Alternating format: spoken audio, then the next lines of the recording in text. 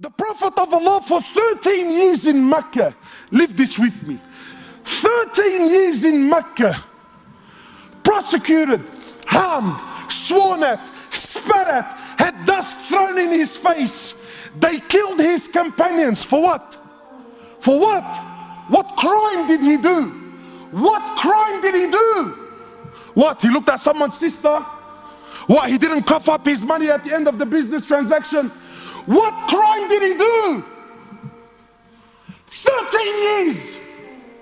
They boycotted him and his family for 3 years. Sahaba said we were eating the leaves off the trees until our droppings became like the droppings of animals for 3 years. For what? What crime? They divorced his daughters. Sumayya radiallahu in front of the Prophet, publicly. I'm not telling you, wallah, you know what, that they started sending around a WhatsApp video about what. No. Publicly, live, in front of the Prophet and his companions, they grabbed Sumayya, a woman. They grabbed her publicly. They opened her legs in front of her husband and her son, and they rammed a spear into her private parts until they killed her. They exiled him from his land, Mecca. Exiled him for 18 months in Medina. 18 months he was crying. Why? Because he was missing the Kaaba so much. They stabbed his pregnant daughter.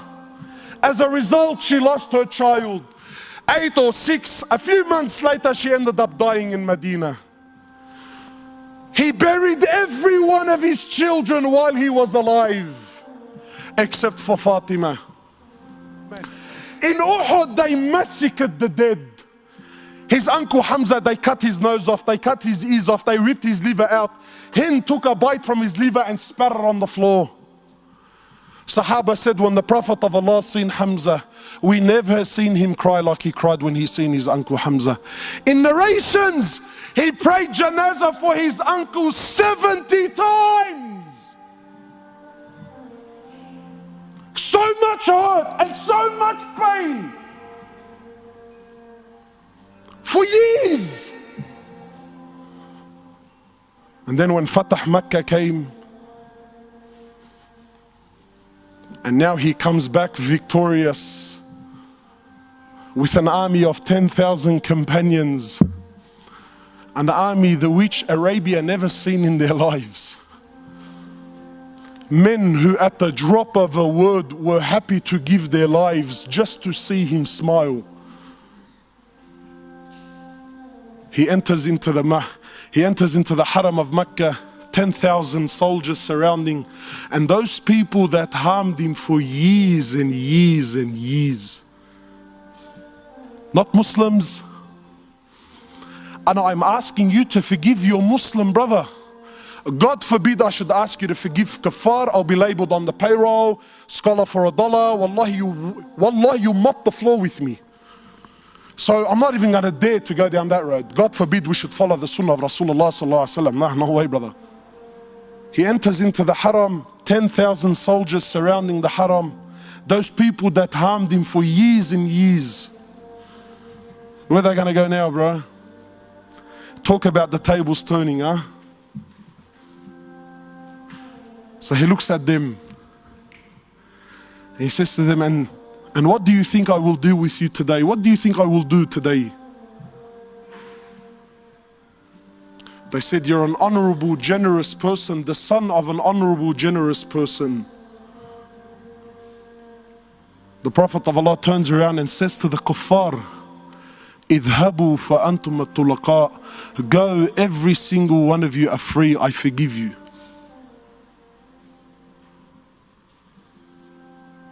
Where's this sunnah in our lives, man? Where's this deen? Wallahi, my brothers, I take an oath by Allah. Forgive me if these words are a bit harsh. But I tell you now, and this is my own personal opinion, Wallahi, even our love for the deen, even our love for the Sahaba is a love of dunya. Nobody here loves Umar ibn al-Khattab most loved, probably one of the most loved. He's definitely my favorite. Nobody here loves Umar ibn al-Khattab because he had permanent marks on his cheeks from crying out of fear of Allah. Nakas. We love Umar ibn al-Khattab because when his name was mentioned, the kuffar used to shake in their knees. No one loves Umar ibn al-Khattab because he had permanent marks on his shoulders. Why? Because he was servicing the community in the late hours of the night when everyone was asleep and wasn't watching. You don't love Umar for that. You love Umar because he was a man, brother. When he rocked up, cause everyone buckled.